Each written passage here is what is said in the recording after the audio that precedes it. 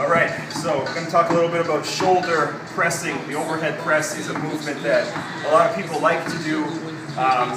It's one of those ones where I see a lot of people doing it incorrectly, and it's not usually due to poorly learning the technique, but it's more about limited mobility. So I have this dowel here that I'm going to demonstrate the movement with. What a lot of people will do, you'll see them set up okay, but then you'll see them press the bar and it goes up in a position like this, right? And so they're coming here and looking, you know, just like that, instead of pressing the bar in the right vertical line. So when you got a vertical pushing exercise or vertical pulling exercise, if you think about your deadlift pattern, if you think about a front squat pattern or something like that, those exercises need to be done where the bar travels in a straight line. You don't want anything to get out of the way, get in the way of the bar's path, okay? So when you press the bar, this might put the bar in a straight line, sure, but technically you're pressing it forward because you're really lacking the shoulder mobility to get your hands all the way back here with a flat back. When people try to press the bar over the middle of their foot where it belongs, if they're tight, it'll look like this. So the bar is still right over the middle of my foot, but look what happens to my lower back as a result. I'm super arched and it's no good, right? So that's the last thing that you want to happen. And the reason why this restriction usually happens is for a combination of a couple of things. Number one, you might be looking at tightness in your hip flexors that are causing your pelvis to tilt forward. A lot of bodybuilders will have a problem like that where you see them with very, very arched backs and so on. Right, so that's one thing. There's a common ailment is a tight pair of hip flexors.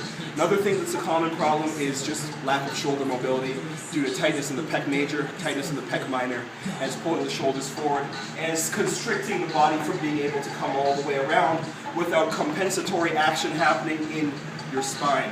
Right? Your thoracic region has to hyperextend, your lumbar region has to hyperextend to get your hand in space where it belongs and raise your rib cage at the same time. Right? And that's what starts to happen is that you get this compensation that happens. So we don't want that to happen. We want to have loose shoulders for that. So, simple exercise to open yourself up a little bit. Shoulder dislocate. You've seen me do these in other videos. I hold the bar nice and wide. Empty dowel or a PVC piping or something like that. Even a band if you really want to use that. Keep straight elbows and do your rotations all the way around. Something like that. If that's easy, you can move it in a little bit and do the same thing. You're going to feel that tugging on bicep attachment, outer chest, and a little bit on the front delts. That's going to be good for just a dynamic mobilization in order to open up that region. Thoracic region work will also help to extend the spine properly, so you're not really extending too much from the lower back and instead getting the proper extension from the mid back. But oftentimes, to be honest with you, minus all of this science jargon and stuff like that people always talk about, and degrees of rotation that you're responsible for, and so on and so forth. Just think about the cues. Think about making your body get into the position that you want it to get into. So instead of letting yourself fall prey to this position, which is really easy to fall into, even if you've got the mobility, it's easy to fall victim to this, right? Tell yourself not to. Set your pelvis neutral. Get your body straight in a straight line, and then work on your press. Go straight up without the overarch happening. So pull your stomach in, flex your abs, and squeeze your butt. Your glutes act as a posterior tilter of the pelvis, so that will counter this action right here. It will neutralize and stabilize your pelvis. So that's what you want to think about when you're doing your press.